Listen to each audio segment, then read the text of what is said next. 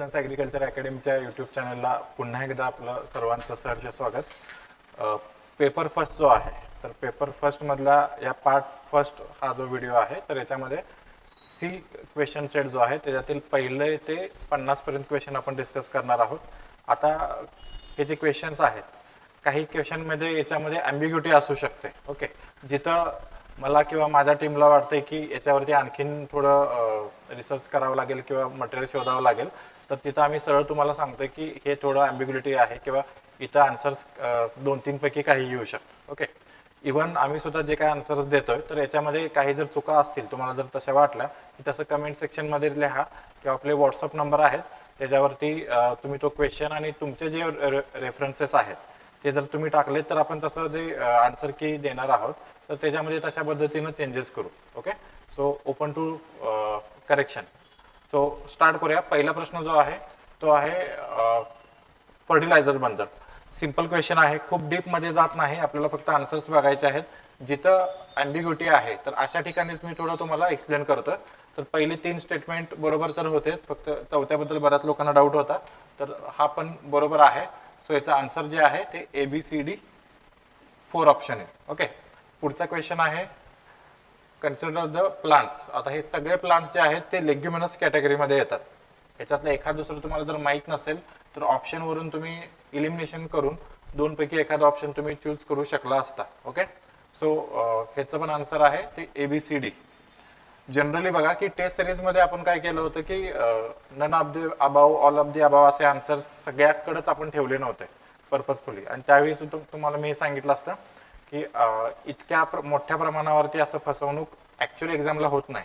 Most of the केसेसमध्ये जिथं both आहे किंवा नन ऑफ द अबाव आहे किंवा ऑल ऑफ द अबाव असे ऑप्शन्स आहेत, इथं मॅक्झिमम केसेसमध्ये 60% किंवा त्याच्यापेक्षा जास्त केसेसमध्ये तेच आन्सर्स असतात. ओके, सो तसं ह्या पेपरमध्ये बऱ्याच ठिकाणी दिसतंय. थर्ड क्वेश्चन आहे जो आपल्याला डिस्कस करायचा आहे. IPCC वरती बरेचसे क्वेश्चन्स आलेत आणि इथं विचारलेलं आहे काय की 2100 सालच्या एंडपर्यंत ग्लोबल ॲव्हरेज टेम्परेचर जे आहे ते कितीने वाढणार आहे. आता इथं स्पेसिफिक आकडा सांगितलेला नाही, रेंज सांगितलेली आहे. ओके, सो जर हायेस्ट इमिशन आपल्याकडून झालं, ओके, आता आपण वागतोय त्याच्यापेक्षा पोल्युशन आपण जास्त केलं, ग्रीन हाऊस इमिशन जास्त केलं तर एस्टिमेट सांगतंय की 3.5 to 5.7 मॅक्झिमम 5.7 डिग्री सेल्सिअस पर्यंत टेम्परेचर राईज होऊ शकतं हाय इमिशन याच्यामध्ये. आणि आता करंट रेट ऑफ जो काय ग्रीन हाऊस गॅसेसचं इमिशन आहे तर त्याप्रमाणे रेंज दिलेली आहे. ती रेंज नाही आहे, सिंपल एवढं सांगितलेलं आहे की 2.7 डिग्री सेल्सिअस पर्यंत इन्क्रीज होऊ शकतं. ओके, तर आता थोडं आपल्याला ऑप्शन वाईज गेलं की बाबा त्यातल्या त्यात पर्याय कुठला जवळचा आहे अशा पद्धतीनं तर हा पर्याय जास्त जवळचा वाटतो. ओके, लक्षात येतंय. किंवा याच्यामध्ये आणखीन थोडं जर तुम्हाला हे करायचं असेल, हे 2 पर्याय तरी नाहीच होणार कारण इतकं नाहीच आहे. आता ह्या 2 पर्यायामध्ये तुम्ही हे करू शकता की आपलं टार्गेट जे आहे ह्या पुढच्या 2050 पर्यंतचं, तुम्ही जर IPCCचे रिपोर्ट्स वगैरे वाचले असतील, एन्व्हायरमेंटला तुम्ही अभ्यास केला असेल तर 2 डिग्री सेल्सिअस पेक्षा कमी टेम्परेचर राईज करणं अशा पद्धतीनं आपण टार्गेट ठेवलेलं आहे. आणि मोस्ट प्रोबॅबली 1.5 डिग्री सेल्सिअसच्या आत आपल्याला ठेवायचं आहे. ते सगळ्यात टॉपचं टार्गेट आहे, पण 2 डिग्री सेल्सिअसच्या वरती जाऊ द्यायचं नाही असं ठरवलेलं आहे. म्हणजेच ही रेंज जास्त मोर ॲक्युरेट ही येते. एखाद्याने ही जर ऑप्शन धरला असेल तर काही हरकत नाही. ओके, पण मला वाटतं की मोर ॲक्युरेट आन्सर हे आहे. ओके, पुढे जाऊ. फोर्थ जो आहे स्ट्रेट फॉरवर्ड क्वेश्चन आहे, United nations framework convention on climate change. Okay, so third option. ठीक आहे, तर इथं असे ऑप्शन चुकण्यात काही अर्थ नाही आणि चुकला नसाल अशी अपेक्षा करतो. पुढचा आहे fifth question, nano fertilizers are having dash dash times less requirement as compared to chemical fertilizers. तर हे SRHD मधून किंवा आपल्या नोट्समधून तुम्हाला मिळून जाईल. ओके, तर सिम्पल होतं हे, पण हे दोन्ही स्ट्रेट फॉरवर्ड क्वेश्चन्स आहेत. अगेन मी तुम्हाला सांगतो की सी हा आपण सेट बघतोय त्यामुळे क्वेश्चन्स मागे पुढे होऊ शकतात, त्या पद्धतीनं तुम्ही एकदा चेक करा. ओके, पुढचा क्वेश्चन आहे portion of solar energy up to dash dash percentage in terms of energy. लक्षात घ्या, इथं इन टर्म्स ऑफ एनर्जी म्हटलेलं आहे. ओके, किती सोलर रेडिएशनचा फोटोसिंथेसिससाठी वापर होतो असं ज्यावेळी विचारलं असेल त्यावेळी ते 1% असणार आहे आन्सर. पण इथं इन टर्म्स ऑफ एनर्जी विचारलेलं आहे. सो आपली फॅकल्टी याच्यावरती थोडं मटेरियल शोधते, असं कुठं अजून आढळून आलेलं नाही, त्यामुळे सध्या तरी याचा आन्सर आपण देत नाही आहे. ओके, पुढे जाऊ. Indoor air pollution causes. आता हा थोडा डिस्कशनचा टॉपिक आहे. इनडोअर एअर पोल्युशन मध्ये आता याच्यापैकी काय होत नाही कंपल्सरी, हे आपल्याला माहित आहे की ब्लाइंडनेस आणि इनडोअर एअर पोल्युशनचा काही संबंध नाही, त्यामुळे ऑप्शन 4 कट झाला. दुसरं निमोनिया हा इनडोअर एअर पोल्युशनमुळे होत नाही. ओके, निमोनिया म्हणजे लंग्स इन्फेक्शन होतं आणि त्याला काही मायक्रो ऑर्गॅनिझम्स कारणीभूत असतात. That is not directly related to air pollution. Not directly म्हणतोय, इनडायरेक्टली मग काही डिसीज होऊ शकतात. ओके, सो मला पर्सनली वाटतं की निमोनिया पण नसावा. ट्युबरक्युलोसिस असू शकतं, कारण जिथं व्हेंटिलेशन नसतं किंवा जसे आता झोपडपट्टीसारखे ठिकाणे आहेत अशा ठिकाणी टीबीचे पेशंट जास्त आढळतात, त्याला तेच कारण आहे. व्हेंटिलेशन नसेल तर ते मायक्रो ऑर्गॅनिझम्स त्या वातावरणामध्ये असतात. किंवा बघा हॉस्पिटलमध्ये टीबी सारख्या हॉस्पिटलमध्ये जिथं ट्रीटमेंट होते तिथं प्रिकॉशन घेणं गरजेचं असतं. ओके, व्हेंटिलेटेड रूम्स लागतात. सो आता इनडोअर एअर पोल्युशन मध्ये आपण मायक्रो ऑर्गॅनिझम हे सुद्धा एअर पोल्युटंट म्हणून धरणार आहोत. ओके, तर त्या अनुषंगाने मला हे बरोबर वाटतं. लंग कॅन्सर तरी कंपल्सरी आहेच. ओके, सो याच्यामध्ये ए आणि सी आहे. सो एकतरी आपण ट्युबरक्युलोसिस जर आयोगाने नाही धरलं तर फक्त लंग कॅन्सर हे आन्सर येईल किंवा मग एबीसी येईल. मग याच्यामध्ये न्यूमोनिया पण आला. ओके, त्या दोन्हीपैकी एकच आन्सर असेल. कन्फर्म आयोग याच्याकडे कुठल्या दृष्टीने बघतं किंवा क्वेश्चन सेट करणाऱ्यांनी कुठलं मटेरियल वापरलेलं आहे तर त्याच्यावरती आन्सर ठरेल. सो सध्या तरी याचा आन्सर 1/3 असंच आहे. ओके, पुढे जाऊ. Which of the following is not a scenario growing developed by IPCC. हा अगदीच म्हणजे मोस्ट डिफिकल्ट कॅटेगरीतला क्वेश्चन आहे. एवढ्या डीप मध्ये इव्हन म्हणजे आता मी एन्व्हायरमेंट राज्यसेवेला मुख्यला पण शिकवलेला आहे, प्रीला पण शिकवलेला आहे, तर एवढ्या डीप मध्ये कधीच प्रश्न विचारलेला नाही. ओके, आणि आपल्या ॲग्रीच्या दृष्टीने तर इतक्या डीप मध्ये जायचं काहीच कारण नाही. पण ज्यांनी कोण पेपर सेट केलाय त्यांनी IPCC ची वेबसाईट बघितलेली आहे आणि वेबसाईटवर ज्या काय टर्म्स दिसतील नवीन नवीन छान छान, ओके, तर त्या इथे घेतलेल्या आहेत. म्हणजे अगदी रेअर पॉसिबिलिटी, म्हणजे इव्हन UPSCच्या पण याच्यामध्ये मला MCQ मध्ये असे दिसलेले नाही. ओके, UPSCचा मी प्रिलिम्सचा पेपर बराच वेळा बघतो, तर एवढ्या डिफिकल्टी नाही आहेत. याचा आन्सर जे आहे ते ISMO येतं. ओके, आता RCP काय आहे तर हे रिप्रेझेंटेटिव्ह कॉन्सन्ट्रेशन पाथवे आहे. म्हणजे आता एक्सप्लेन जर ग्राफ असेल तर समजा ग्रीन हाऊस गॅसेसचं इमिशन किती होईल त्यानुसार किती टेम्परेचर राईज होईल असे वेगवेगळे मॉडेल्स असतील. एवढं इमिशन झालं तर एवढं राईज होईल, एवढं इमिशन झालं तर एवढं, तर त्याचा तो पार्ट आहे representative concentration pathway. So that is directly related to IPCC. SREC काय आहे तर special report emission scenario. Okay, म्हणजे कुठल्या लेवलच्या इमिशनला काय प्रिडिक्शन्स असेल तर त्यासाठी ती टर्म वापरली जाते. आणि IS92 आहे हे सुद्धा IPCC चे रिलेटेड आहे, that is emission scenario. Okay, so फक्त ISMO आहे ते नॉट रिलेटेड टू IPCC. हा क्वेश्चन मोस्ट ऑफ दी लोकांना आलेला नसणार आहे, त्यामुळं तुम्ही जर स्किप केला असेल तर काही हरकत नाही. मोस्ट ऑफ दी लोकांचं 99% लोकांचं चुकलेलं असणार किंवा त्याच्यापेक्षा पण जास्त. ओके, सो पुढे जाऊ. Severe climate change challenges to agriculture sector are. आता स्पेसिफिक विचारलेला आहे की ऍग्रिकल्चर सेक्टरमध्ये काय चॅलेंजेस उभं करू शकतं. ओके, सिव्हिअर क्लायमेट चेंज तर डायरेक्टली म्हटलं तर ड्रॉटच येतं, बरोबर. आता इथं समजा CO2 emission fourth option both पण नसतं, दुसरं काहीतरी असतं तर आपण ड्रॉटच सिलेक्ट केलं असतं. पण जर बोथ 1 and 2 ऑप्शन असेल तर मला पर्सनली वाटतं की रायझिंग सी लेवल हे सुद्धा डायरेक्टली ऍग्रिकल्चरशी रिलेटेड आहे. जर सी लेवल राईज झाली तर कोस्टल एरियामधलं जे काही फर्टाईल लँड आहे ते सगळं पाण्याखाली जाणार आहे. ओके, सो मला पर्सनली वाटतं की बोथ हे आन्सर असलं पाहिजे.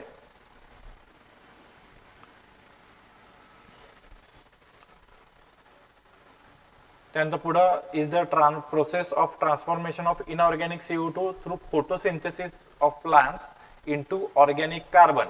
ओके, आता इथपर्यंत जर असेल तर फोटोसिंथेसिसची पण डेफिनेशन होऊ शकते. पण दोन कारणामुळे इथं फोटोसिंथेसिस हा ऑप्शन येणार नाही. एक तर मुळात त्या स्टेटमेंटमध्येच फोटोसिंथेसिस घेतलेलं आहे, ओके, आणि पुढं अँड सिंक इन सॉइल असं म्हटलेलं आहे, त्यामुळे ते डिरेक्टली रिलेटेड होतं, that is carbon sequestration. So option याचा 4 येईल 10चा. पुढं low analysis fertilizer contains less than 30% of primary nutrient. Okay, तर आन्सर हे आहे. कुणाला जर लेस दॅन 25 वाटत असेल तर तसं काही सोर्स असेल तर मला पाठवा. ओके, पुढं सिंपल क्वेश्चन आहे. Dash dash refers to complementary interaction which occurs both in space and time. ॲनिडेशन 4th ऑप्शन येईल. आता इथं बघा, एक्साइटमेंट मध्ये ॲनिमेशन कोणी टिक केला असेल तर हातचा मार्क गेलेला असेल. ओके, सो थोडं आपल्याला अलर्ट राहणं अपेक्षित असतं एक्झाम मध्ये. पुढे जाऊ. Dash dash leaves toxic chemicals in soil which do not allow germination of subsequent crops. आता इथं आपण पुन्हा ऑप्शन वाईज जाऊ शकतो. आता इथं मजा काय केली बघा, बऱ्याचशा पेपर म्हणजे ह्या पेपरमध्ये बरेचसे क्वेश्चन्स बघितले की पहिलं जे ए स्टेटमेंट असतं ते बरोबरच आहे आणि ऑप्शन तसेच ठेवले. पहिला ए, नंतर ए आणि बी, नंतर ए बी सी आणि ए बी सी डी. म्हणजे ए वरनं तुम्हाला काहीच ऑप्शन चूज करता येत नाही. सॉर्गम इफेक्ट सगळ्यांनाच माहित आहे, बरोबर. त्यानंतर सिसॅममच्या बाबतीमध्ये सुद्धा ते जर्मिनेशन सबसिक्वेंट क्रॉपचं आहे ते थांबवतं. ओके, सो या केसमध्ये ए आणि डी ऑप्शन कुठेच नाही. आणि तुम्ही जर थोडं आता सर्च केलं तर शुगर केन आणि सनफ्लॉवर हे सुद्धा असं इफेक्ट दाखवतात. ओके, त्यामुळे याचा आन्सर जे आहे ते 4th असेल. पुढे जाऊ. The first cultivated crop in the world are wheat आणि बार्ली. ओके, त्यानंतर is a very broad term encompassing all aspects of food production, livestock farming, fishery, forestry. म्हणजे एकदम सिंपल आहे. आता काहींनी कन्फ्युजन करायचं जर केलं असेल ॲग्रोनॉमी आणि ॲग्रिकल्चरमध्ये, पण इव्हन तसंही कन्फ्युजनचं काही कारण नाही. सरळ सरळ ॲग्रिकल्चरची डेफिनेशन आहे. ओके, पुढचा क्वेश्चन बघा, म्हणजे ऑप्शन खूप छान टाकला. Goal of precision farming. आता एक लक्षात ठेवा की प्रिसिजन फार्मिंग आपण मुळात कशासाठी करतोय, तर आपल्याला इनपुट सेव्ह करायचे आहेत. इनपुटमध्ये आपल्याला इफिशियन्सी वाढवायची आहे. फॉर एक्झाम्पल जर फर्टिलायझरचं एक्झाम्पल घेतलं तर फर्टिलायझर यूज इफिशियन्सी वाढवतोय आपण. ओके, याचा अर्थ काय, कमीत कमी फर्टिलायझरमध्ये आपण उत्पादन चांगलं घेतोय. सो इथं बेसिक क्रायटेरिया हे असलं पाहिजे की लो इनपुट. ओके, मग जिथं लो इनपुट आहे तो आधी ऑप्शन बघा. म्हणजे ए तरी कन्फर्म नाही तर ए तुम्ही काढून टाकलं, ए 1 आणि 4 ऑप्शन गेला. आता बी आणि सी दोनच राहिले. आता low input but constant output असं म्हटलेलं आहे आणि इथं ऑप्टिमाइज्ड इनपुट आणि आउटपुट असं म्हटलेलं आहे. आता इथं मी सांगितलं की तुम्हाला प्रिसिजनचं मेन गोल काय आहे, तर इनपुट कमी लागतं. ओके, जर तुम्ही इनपुट पण ऑप्टिमाइज देत असाल आणि उत्पादन पण ऑप्टिमाइज काढत असाल तर मग त्याचा काय असं प्रिसिजनसाठी कशासाठी आपण करतोय, म्हणजे कमीत कमी खर्चामध्ये जास्तीत जास्त उत्पादन घेणार आहे, कमीत कमी वेस्टेज ठेवणार आहे. सो मला पर्सनली वाटतं की बी हा ऑप्शन बरोबर येणार, लो इनपुट आणि आउटपुट. आता इथं हाय नाही म्हटलं पण ठीक आहे, कॉन्स्टंट चालू शकतं. समजा ऑलरेडी तुम्ही 100 क्विंटल उत्पादन घेत असाल, समजा 5 टन फर्टिलायझर वापरून, जस्ट एक्झाम्पल सांगतोय, एवढं नाही लागत. सो त्याच्याऐवजी आता प्रिसिजन फार्मिंगमुळे तुम्ही हार्डली समजा 0.5 टन फर्टिलायझर वापरायला लागला आणि तेच कॉन्स्टंट उत्पादन मिळालं तर that is goal achieved. Okay, so मला पर्सनली वाटतं की बी हे आन्सर पाहिजे. सो 2. पुढं इन झुमिंग कल्टिवेशन. आता झुमिंग कल्टिवेशन वरती आतापर्यंत बऱ्याचदा क्वेश्चन कसे आलेत की कुठल्या एरियामध्ये असतं, झुमिंग कल्टिवेशनचे तोटे काय वगैरे वगैरे. पण इथं खूप ट्रिकी क्वेश्चन विचारलाय. म्हणजे पहिले land is rotated but crop is fixed. आता हे कन्फर्म बऱ्याच लोकांना माहित नाही, बरोबर आहे की नाही ते. दुसरं same crop is grown year after year. Okay, तर हेही आपल्याला माहित नाही आहे की मिक्स्ड फार्मिंग करतायत का एकच क्रॉप लावतायत. पुढे बघा, इट कॉजेस सॉइल इरोजन. आता हे तरी माहित आहे सगळ्यांना, तोटे काय आहेत, तर हे सॉइल इरोजन बरोबर आहे. सॉइल प्रोडक्टिव्हिटी लॉस्ट आहे हे सुद्धा बरोबर आहे. सो करेक्ट विचारलंय सी आणि डी. तर सी आणि डी ऑप्शन कुठे आहे, फक्त 4 ला ऑप्शनला आहे. ओके, सो जास्त डोकं न लावता हे सगळे स्टेटमेंट बरोबर आहेत. सो बरेच क्वेश्चन अशा पद्धतीने तुम्हाला सोडवावे लागतात आणि तुम्ही एमसीक्यूचा सराव केला असेल तर त्या पद्धतीने तुम्ही सोडवलेला असेल. ओके ओके पुढचा क्वेश्चन आहे 18 नंबरचा. The earth is considered a black body at about 300 Kelvin emitting dash dash with peak emission at around 9.7 micrometer. आता हा क्वेश्चन आहे हा प्रिसिजन ॲग्रिकल्चरशी रिलेटेड आहे. म्हणजे डायरेक्टली आपण ॲग्रिकल्चरशी नाही जोडलं तरी ॲग्रिकल्चरमध्ये जो काय आपल्याला डेटा लागणार आहे, जे काय सेन्सर्स असणार आहेत, तर त्या संदर्भातला हा टेक्निकल क्वेश्चन आहे. ओके सो ह्याच्यामध्ये इन्सुलेशन सरळ सरळ तुम्हाला दिसतंय की हे आन्सर असणार नाही. इथं कुठलं इमिशन विचारलेलं आहे तर इन्सुलेशनचा काही संबंध नाही. दुसरं शॉर्ट वेव्ह रेडिएशन हे सूर्याकडून पृथ्वीकडे येतात. ओके आणि पृथ्वीकडून लॉंग वेव्ह रेडिएशन इमिट होतं. त्यामुळे याचाही हे तुम्ही काढू शकता. मग लॉंग वेव्ह रेडिएशन मध्ये एकतर एक्सरे येतं किंवा इलेक्ट्रोमॅग्नेटिक रेडिएशन येतं. सो मोस्ट ॲक्युरेट मला आन्सर इलेक्ट्रोमॅग्नेटिक रेडिएशन वाटतं. अगेन दॅट इज हे गेस वर्क आहे. डायरेक्टली कुठेही तसं मेन्शन नाही. कुणाला तुम्हाला रेफरन्सेस सापडले तर व्हॉट्सअपला मला रेफरन्स पाठवा. ओके पण मला पर्सनली वाटतं की इलेक्ट्रोमॅग्नेटिक रेडिएशन ह्याचा आन्सर आहे. पुढं increased insect damage under elevated CO2 has been observed in early season of soybean possibly due to increased concentration of in the leaves.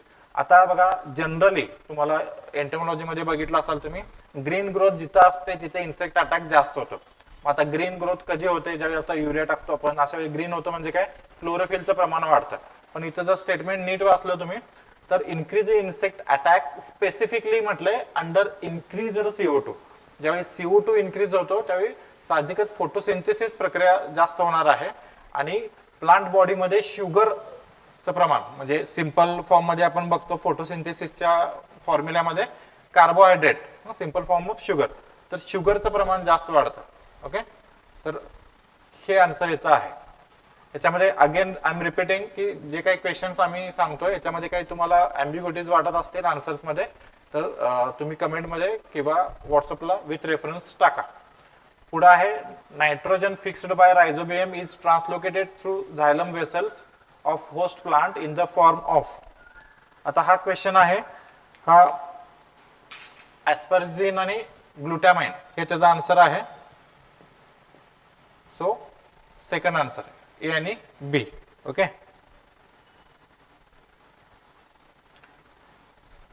पुढे जो currently the term dash dash is used more commonly to denote identification of each earth features by detecting the characteristics of electromagnetic radiation reflected emitted by earth surface.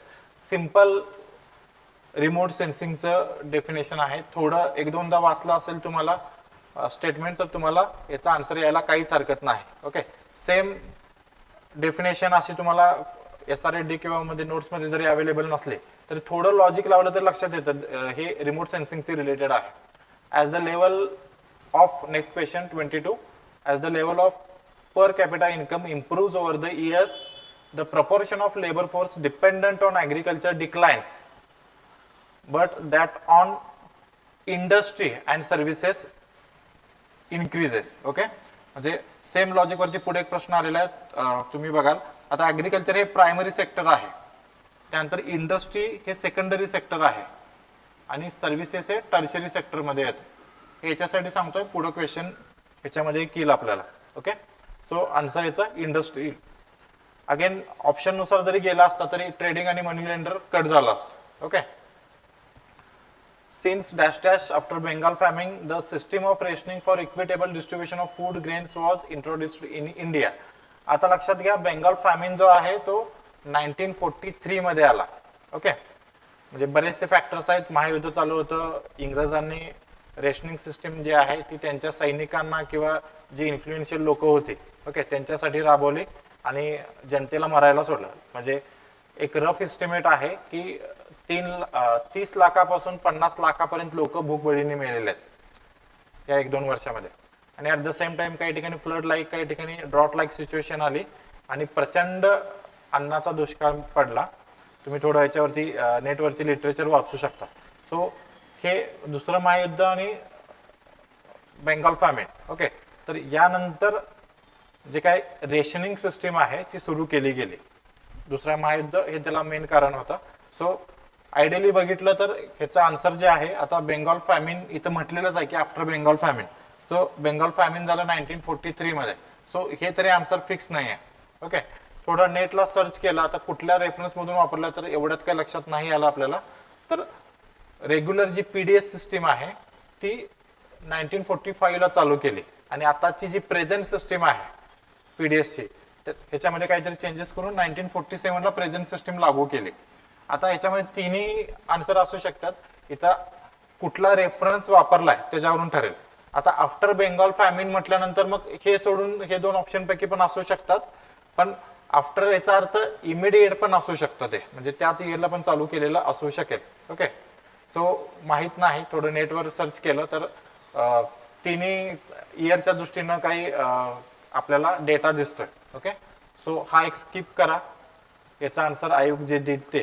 पुढं 24 occurs when the water of eastern Pacific are abnormally cold. आता हे ला निना आणि अल निनो संदर्भात आहे, सध्या चर्चेत विषय आहे.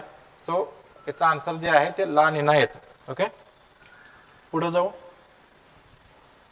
Which of the following institute are now investigating how to make crops more resilient to environmental stress? Okay. आता ह्याच्यात सुद्धा आपल्याला काहीच जर सांगता येत नसेल, काहीच माहित नसेल, तर अगेन लॉजिक वापरा. FAO ही काही रिसर्च बॉडी नाही आहे, food and agriculture organization, that is policy making body.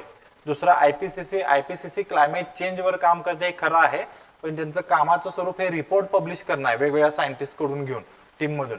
लक्षात येत आहे, ती कुठली वेगळं ते हे सांगतील की एवढं टेम्परेचर वाढणार आहे आणि ह्या पिकावरती असा परिणाम होणार आहे. मग आता ह्या पिकावरती असा परिणाम होणार आहे, तो होऊ नये म्हणून ब्रीडिंग करायचं काम सायंटिस्टचं आहे. आयपीसीसी ही सायंटिस्टची बॉडी जरी असली तर ती काही ब्रीडरची बॉडी नाही आहे. लक्षात येत आहे. सो आयपीसीसी पण नाही. वर्ल्ड मेट्रोलॉजिकल ऑर्गनायझेशन अगेन ही meteorology related scientific data release करते, nothing to do with breeding. Okay, so राहतं एकच CGIAR, consultative group of international agriculture research, नावातच आहे. ओके, सो फोर्थ ऑप्शन येईल. पुढे जाऊ. As per the national rainfed area authority, the frequency of occurrence of drought once in India. आता हे साधारणपणे 3 वर्षाच्या आसपास आहे. तुम्ही नेटवर थोडं सर्च केल्यानंतर बघितलं तर आपल्याला डिरेक्टली ओव्हरऑल इंडियासाठी किती वर्षातून एकदा ड्रॉट अपेक्षित आहे असा आन्सर कुठं सापडत नाही, आपल्याला झोन वाईज सापडतं. ओके, आता आसाममध्ये जर तुम्ही बघितलं तर आसाममध्ये 12 वर्षातून एकदा ड्रॉट कंडिशन्स दिलेल्या आहे. ओके, आणि मग वेगवेगळ्या लोकेशनला वेगवेगळं आहे, पण ऑन अन ॲव्हरेज काढलं तर ते साधारणपणे 2.5 ते 3 इयर्सच्या मध्ये आहे. ओके, सो इथं आता 2 ऑप्शन येतात अगेन की 1 ते 5 आणि 2 ते 5. आता 1 ते 5 थोडं इलॉजिकल वाटतं की दर एका वर्षाला जर ड्रॉट येत असेल याचा अर्थ इंडियामध्ये कायम ड्रॉटच असतो. ओके, सो थोडं नॅरो आपण जर रेंज केली तर 2 to 5 असं मला वाटतं answer. Okay, again that is subject to MPSC ला काय सोर्सेस वापरलेत आणि कशा पद्धतीने. पुढे जाऊ. Which of the following action can reorient the agriculture system and ensure food security in climate change. Simple आहे, क्लायमेट स्मार्ट ॲग्रिकल्चर, सरळ आहे. इथं अगेन आयपीसीसी एवढा लाडका विषय झालाय म्हणजे अख्ख्या पेपरमध्ये तुम्हाला मिनिमम 15 ते 20 वेळा आयपीसीसी शब्द दिसेल. म्हणजे काही नाही ऑप्शन टाकायला सुचलं तर आयपीसीसी असं केलंय. पुढे जाऊ. To act as a countervailing mechanism against traders and businessman who tries to push up prices especially during periods of shortage of food is one of the component of that is food security system. लक्षात येत आहे. आता buffer stock हे आपण शेतकऱ्यांच्या दृष्टीनं हे करू शकतो. फूड सेफ्टी इतर स्टेटमेंट वाचलं की असं फूड सेफ्टीशी रिलेटेड काय नाही आहे, प्रोडक्शनशी रिलेटेड नाही आहे, फूड शॉर्टेजशी रिलेटेड आहे. ओके, सो फूड शॉर्टेज मध्ये 2च येतील, एक तर पब्लिक डिस्ट्रीब्युशन सिस्टीम आणि food security system. Okay, so more correct answer आहे food security system. 2014 world food prize was awarded to. आता बघा की आता ऍक्च्युली अलीकडचं वर्ल्ड फूड प्राइज विचारणं अपेक्षित होतं, पण बरोबर त्याच्या आधी कधी कुठल्या भारतीय व्यक्तीला मिळालेला आहे असा प्रश्न विचारलाय. ओके, सो 2014ला मिळालेला आहे ते संजय राजाराम यांना मिळालेला आहे. हे व्हीट ब्रीडर आहेत.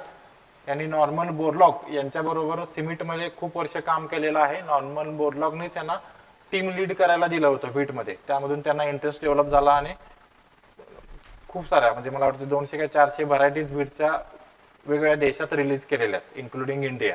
Okay, so Sanjay Rajaram. आता हा फॅक्च्युअल प्रश्न आहे. ज्यांना माहित असेल त्यांना माहित, ज्यांना माहित नसेल त्यांना इथे काही लॉजिक लावता येण्यासारखं नाही. असं लांबून लॉजिक लावलं की अरे विचारलंय आणि एकच इंडियन नाव आहे तर असेल तर तसं बरोबर आलं असेल, अदरवाईज नाही.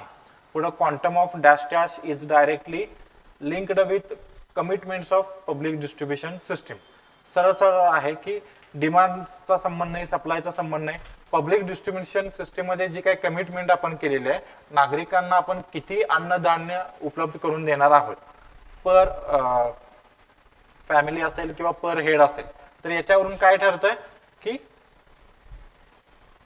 क्वांटम ऑफ प्रोक्युरमेंट किती आपण उपलब्ध करून देणार आहोत, त्याच्या अनुषंगाने आपण किती प्रोक्युरमेंट करणार आहोत. ओके, प्रोक्युरमेंट शब्द टाकून बघा म्हणजे लक्षात येईल. The quantum of procurement is directly linked with commitment of PDS. पुढे जाऊ. The government of India launched the target public distribution system TPDS with a focus on poor. आता हा प्रश्न इव्हन टेस्ट सिरीज मध्ये वगैरे पण बऱ्याच वेळा कव्हर केलेला आहे आणि खूप कॉमन प्रश्न आहे. ओके, जून 1997. आता 92 ला काय झालेलं आहे, रिवॅम्प्ड पीडीएस. आता हे सोडून काही कन्फ्युजन असायचं कारण नाही. टार्गेटेड आहे ते 1997 ला आहे. पुढचा question, which of the following involve art and scientific process of obtaining reliable information about physical environment by remotely sensed analogue data in digital format.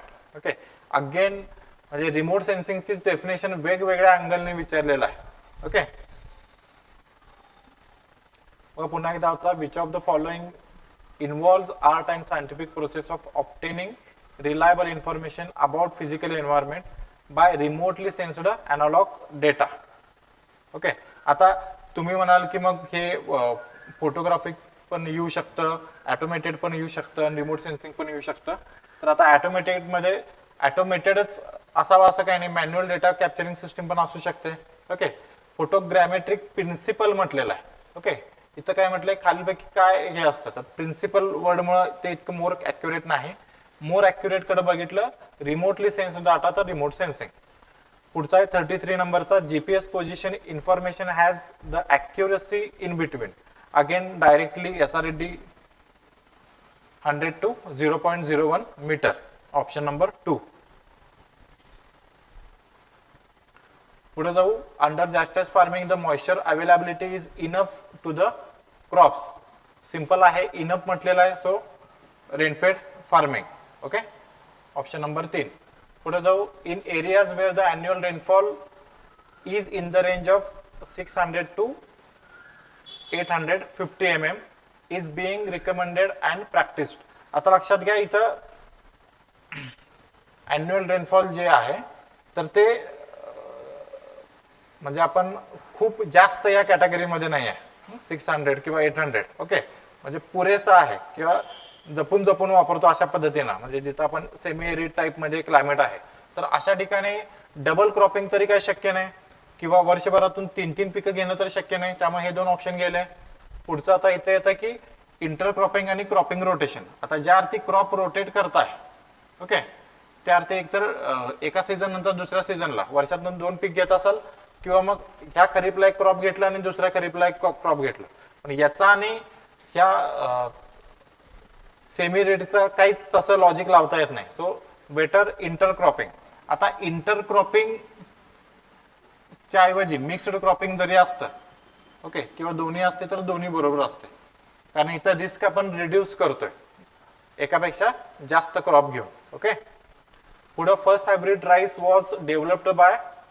आता हे प्रोफेसर युवान लॉंग पिंग आहेत, त्यांनी हे डेव्हलप केलेले आहे आणि डेव्हलप केलेल्या व्हरायटीचं नाव आहे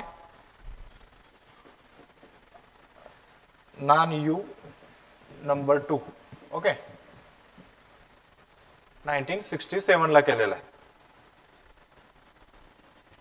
पुढं which of the following crops have an inherent quality to trap the moisture from the lower strata of the soil and they are considerably moisture stress or drought tolerant and fits well in rain-fed environment. Okay, आता option eliminate करत जाऊ आपण. Deep rooted कुठले कुठले नाही आहे तर serial नाही आहे पहिली गोष्ट. ओके, आणि सिरियल ड्रॉट टॉलरंट पण नाही आहेत. मग राहता याच्यातलं टिपिकल ड्रॉट टॉलरंट कुठला आहे रिकमेंड केलं जातं ड्रायलँड एरियामध्ये तर पल्सेस. ओके, तो बी ऑप्शन असणारे कुठले कुठले आहेत, हा एक आहे आणि हा एक आहे. आता बी ओनली किंवा डी ओनली, बी आणि डी ओनली. ओके, तर फायबर क्रॉप्स आपण जर समोर कॉटन आणलं किंवा ज्यूट आणलं तर हे रेनफेड क्रॉप्स आहेत. ओके, आणि दोन्ही डीप रूटेड आहेत, सो त्यांना हे लागू होऊ शकतं. त्यामुळं याचा आन्सर बी आणि डी येईल. ओके, पुढे जाऊ आपण. In which part of India shifting cultivation is practised. Simple आहे, ईस्टर्न हिमालयन झोन मध्ये. आता बाकीकडं वेस्टर्न हिमालयामध्ये होतच नाही का किंवा वेस्टर्न प्लॅटो मध्ये पण होत नाही का, तर काही इंडिव्हिज्युअल केसेस आहेत. पण जितकं नॉर्थ ईस्ट मध्ये ईस्टर्न हिमालयामध्ये जेवढ्या मोठ्या प्रमाणावरती केलं जातं तेवढं आपल्या सह्याद्रीच्या घाटात किंवा वेस्टर्न हिमालयामध्ये त्या प्रमाणात होत नाही. सो मोर ॲक्युरेट ईस्टर्न हिमालय. पुढचं 39, it represents cropping patterns used on a farm and their interaction with farm resources, other farm enterprises and available technology which determine their makeup. Okay, तर ह्याचं काय आन्सर सिंपल क्रॉपिंग सिस्टमची definition आहे. पुढे जाऊ. Direct solar radiation measuring instrument is pyrheliometer. Okay, fourth option. पुढे 41 question. Dash dash is thoroughly mixed for enrichment of farm yard manure before 1 month of application. आता हे याचं काही तुम्हाला सोर्स माहित असेल तर मला कळवा व्हॉट्सअपला. एक तर काही ठिकाणी दिलेलं आहे की हे सगळंच वापरतात, ऑल ऑफ द अबव, किंवा काही ठिकाणी फक्त सुपर फॉस्फेट सांगितलेलं आहे. सो इथं आमच्याकडून आन्सर सध्या तरी दोन्ही देतोय, कुठलं तरी याच्यापैकी एक असेल. पुढे जाऊ. Which plants are considered sensitive to chloride deficiency. Again conclusive answer नाही मिळालं, आम्ही शोधतोय. पुढं occupational structure of a country refers to distribution or division of its dash dash according to occupation. Simple आहे, आपण पॉप्युलेशनचं डिव्हिजन करतो ऑक्युपेशन नुसार. ऑक्युपेशनल स्ट्रक्चरच आहे ना, मग कशाचं आपण करतो, पॉप्युलेशनचं करतोय. बाकीचे ऑप्शन्स कुठंच आले नाही पाहिजेत. Next 44. Low real income per head is always associated with low proportion of working population engaged in. Okay, आता इथं बघा की बेसिक तर काही ऑप्शनच नाही. एकतर प्रायमरी मध्ये जे एंगेज असतात ऑलरेडी पुढे दिलेलं आहे production and high percentage in primer production, त्यामुळे प्रायमरी तर काही ऑप्शन येणारच नाही. आणि असंही जिथं लो इन्कम असतं तिथं प्रायमरीच डॉमिनंट असतं. इथं काय विचारलंय, लो प्रोपोर्शन वर्किंग कुठल्या सेक्टरमध्ये आहे, ओके, किंवा कुठल्या प्रोडक्शन मध्ये आहे. तर एकतर सेकंडरी येणार आणि टर्शरी येणार. पण लक्षात घ्या, जसं इन्कम वाढत जातं तसं सेकंडरी मधून सुद्धा टर्शरी मध्ये जे सर्व्हिस सेक्टर आहे, आता पण बघा की सगळ्यात जास्त सॅलरी कोणाला आहे, जे सॉफ्टवेअर डेव्हलपर आहेत, जे सर्व्हिस इंडस्ट्रीमध्ये आहेत. ओके, तर तिथं पर हेड इन्कम खूप जास्त मिळतं ॲज कम्पेअर टू इंडस्ट्री किंवा as compare to primary agriculture sector. तर मला पर्सनली वाटतं की याचा आन्सर टर्शरी आला पाहिजे. पण सेकंडरी पण काही चुकीचं नाही, लक्षात घ्या, फक्त मोर ॲक्युरेट टर्शरी आपण घेतोय. Naturally the workforce participation rate was low और हाय इन प्री इंडिपेंडन्स पिरियड. आता हे दोन्हीपैकी एक आहे. डेटा प्री इंडिपेंडन्सचा कुठं मिळाला नाही. जर 1961 मागच्या वेळी पण प्रश्न विचारला होता, तर 61 पासून आतापर्यंत तुम्ही बघितलं तर वर्क पार्टिसिपेशन रेट जो आहे तो कसा ट्रेंड लाईन मध्ये नाही आहे, एका रेंज मध्ये तो वर खाली होतोय. सो बिफोर इंडिपेंडन्स काय होतं तसं काही कन्क्लुजन काढता नाही येणार. म्हणजे 61 पासून समजा कमी होत आला असेल तर आधी पण जास्त होतं वगैरे म्हणता आलं असतं. पण 61 पासूनचा डेटा आहे तो फ्लक्च्युएटिंग आहे, असा एक ट्रेंड दिसत नाही. त्यामुळे आधीचं याचं काही मिळालं नाही तर तुम्हाला काही सोर्सेस मिळाले तर मला मेसेज करा. पुढचा आहे which of the following crops export has begin the scientific agriculture in India. म्हणजे प्रश्न हा असा आहे की खालीलपैकी कोणत्या क्रॉपचा आपण एक्सपोर्ट करायला लागलो त्यावेळीपासून ॲग्रिकल्चरमध्ये सायंटिफिक रिव्होल्युशन झालं, म्हणजे सायंटिफिक गोष्टी यायला लागल्या. आपण ॲग्रिकल्चरमध्ये सायन्स किंवा रिसर्चमध्ये जास्त लक्ष घालायला लागलो. अशा कुठले क्रॉप्स आहेत. ओके, तर दोन अँगलने बघू शकतो.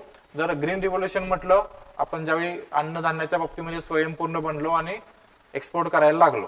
ओके, तर इथं आधी स्वयंपूर्ण बनलो आपण मग एक्सपोर्ट करायला लागलो. लक्षात घ्या, इथं काय म्हटलेलं आहे की ऑलरेडी ज्याचा एक्सपोर्ट सुरू झाला आणि त्याचं महत्व कळालं म्हणून आपण ॲग्रिकल्चरमध्ये सायंटिफिक दृष्ट्या बघायला लागलो, सायंटिफिक ॲग्रिकल्चर करायला लागलो. तर थोडं ब्रिटिश एरियामध्ये तुम्ही जर गेलं तर ब्रिटिशांना इथं आल्यानंतर त्यांना टी साठी, ओके, इथलं क्लायमेट जे हिली एरिया आहे, जसं निलगिरी पर्वतात कर्नाटक केरळाच्या एरियामध्ये, त्यानंतर दार्जिलिंग आहे सिक्कीम वगैरे, तिथं टी प्लांटेशनसाठी खूप चांगलं त्यांना साईट्स दिसले आणि टीला मागणी पण जास्त होते. सो एक्सपोर्टच्या दृष्टीनं त्यांनी तिथं टी मध्ये सायंटिफिकली कल्टिवेशन केलेलं आहे. प्लस आपण जे ट्रॅडिशनल एक्सपोर्टर होतो कॉटनचा असेल किंवा ज्यूटचा, तर इथं सुद्धा प्रोडक्शन वाढवण्याच्या हिशोबाने ऑलरेडी त्यांना एकदम कमी किमतीमध्ये रॉ मटेरियल मिळतच होतं, पण आता त्यांना प्रोडक्शन वाढवायचं आहे, कमी किमतीत जास्तीत जास्त माल घ्यायचा आहे. तर अशा केसमध्ये सायंटिफिक ॲग्रिकल्चर त्यामुळे सुरू झालेलं आहे. सो याचं आन्सर जे आहे ते कॉटन टी आणि ज्यूट येईल. Okay, which clouds gave good amount of rainfall in middle and high latitude. Again हा खूपच ट्रिकी क्वेश्चन आहे. टाइप्स ऑफ क्लाउड आपण ज्यावेळी बघतो त्या टाइप्स ऑफ क्लाउड जे आहे ते हाईट नुसार डिवाइड केलेले असतात. ओके, कुठल्या हाईटला कुठले क्लाउड्स आहेत. याच्यामध्ये जर हाय रेनफॉल देणारे क्लाउड्स कुठले असतील तर क्युम्युलस प्रकारचे क्लाउड्स आहेत ते हाय रेनफॉल देतात. मग आता इथं अल्टिट्यूड नाही विचारलं, लक्षात घ्या, कुठल्या उंचीवरचे क्लाउड्स असे नाही विचारलं. इथं लॅटिट्यूड विचारलेला आहे, अक्षांश विचारलेला आहे. मिडल आणि हाय लॅटिट्यूड म्हणजे युरोपियन कंट्री किंवा पोलर साईट, जिथं तैगा प्रदेश वगैरे येतात ते वरच्या पट्ट्यातले किंवा तसं दक्षिण गोलार्धामध्ये, तर तिथले एरियाज वरती विचारलेला आहे क्वेश्चन. तो तिथं कुठल्या क्लाउडमुळे जास्त पाऊस पडतो असा कुठल्याही आपल्या रेग्युलर बुक्समध्ये कुठेही सापडत नाही. त्यामुळे हा क्वेश्चन बाहेरून आलेला आहे. पण मला वाटतं की या दोन्हीपैकी एखादा आन्सर असेल, कारण क्युम्युलस मध्ये जास्त पाऊस पडतो. ओके,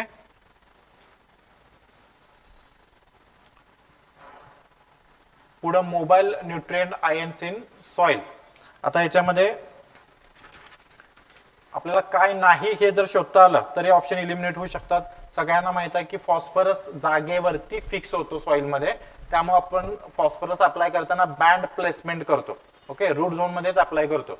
सो साहजिकच इथं आन्सर जे आहे ते डी नसणार आहे. ओके, सो डी कुठं कुठं नाही आहे, डी इथं एक नाही, एकच ऑप्शन कट झाला. पुढचं झिंक सुद्धा हायली इमोबाईल कॅटेगरीमध्ये येतं, लक्षात येत आहे. सो सी सुद्धा ऑप्शन नाही आहे, सो हे पण गेलं. पुढचं पोटॅशियम, मॅग्नेशियम हे सुद्धा इमोबाईल कॅटेगरीमध्ये येतात, त्यामुळे बी पण ऑप्शन गेला. सो राहतोय कुठला, एच. सल्फेट, बोरॉन आणि manganese, these are highly mobile in soil, soil मध्ये विचारले, लक्षात घ्या. ओके, सो आन्सर 1 येईल. पुढे जो आपण C4 प्लांट आपल्या बॉटनी मधला क्वेश्चन इकडे आलेला आहे. सो हे सगळे स्टेटमेंट आहेत ते बरोबर आहे. सो याचा आन्सर येईल 4th, all of the above, A, B, C, D. Okay, 5th question घेतोय. During the process of dash dash ammonium is converted into nitrate by Nitrosomonas bacteria. Okay, so simply नायट्रिफिकेशनची definition आहे. Ammonia nitrite मध्ये सुरुवातीला convert होतो आणि nitrite मधून nitrate मध्ये convert होतो. ओके, सो सिंपल क्वेश्चन आहे. ठीक आहे, हे 1 ते 50 बघितले. याच्यामध्ये काही करेक्शन तुम्हाला वाटले तर तसं जरूर कळवा. ओके, पुढचा जो पार्ट असेल तो 51 पासून 100 पर्यंत असेल. थँक्यू.